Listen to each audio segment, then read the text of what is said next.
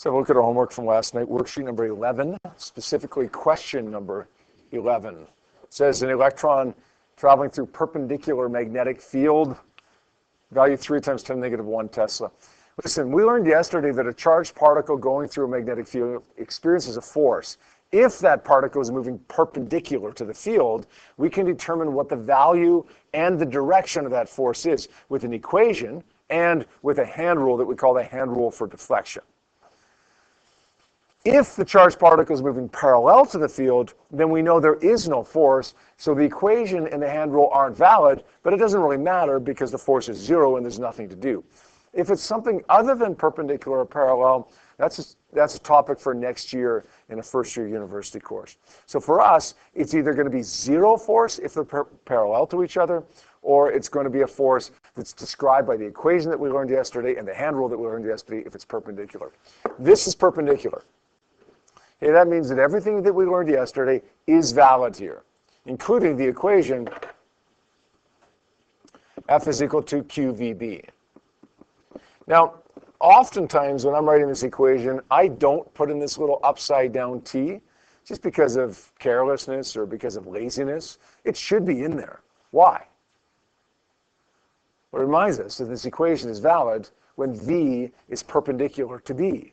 If it's not there, you're still going to get the question right, unless sometime you're dealing with a question where the charged particle is moving parallel to the field, and you try using the equation when it's not valid. Okay? Most times you're still going to get it right, though.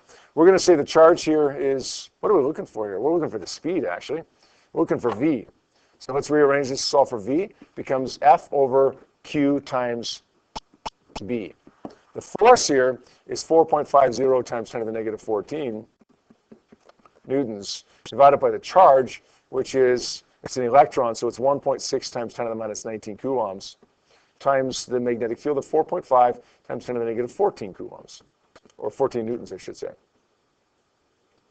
Now I'm going to do this on the calculator because I want you to see the proper way to enter this into your calculator. We're going to say 4.5 divided by, 4.5 times 10 to the negative 14 divided by, and then let's use some brackets on the bottom, right? If you're multiplying two numbers on the bottom, make sure you bracket those numbers. We got 1.6 times 10 to the minus 19 coulombs times 4.5 times 10 to the negative 14 newtons. Sorry? Is there a mistake? Oh yeah, yes, you're right. The magnetic field strength, thank you. The magnetic field strength isn't 4.5. The magnetic field strength is 3.00 times 10 to the minus 1 Tesla. Thank you. Yeah, that'd be a pretty weak magnetic field, actually, 10 to the minus 14 Tesla. All right, so go back and delete those. Or, Connor, I could go back and insert a number in there. 3 times 10 to the minus 1, end the bracket. We get a value of 9.38 times 10 to the 5. 9.38 times 10 to the 5. And if you guys look at that number and say, like, man, I sometimes I mess up when I'm converting it to scientific notation. Anybody do that? Here's a nice little trick for you, a simple little calculator trick to fix that for you. I don't know if I've shown you this before or not, but go into mode, change it to scientific,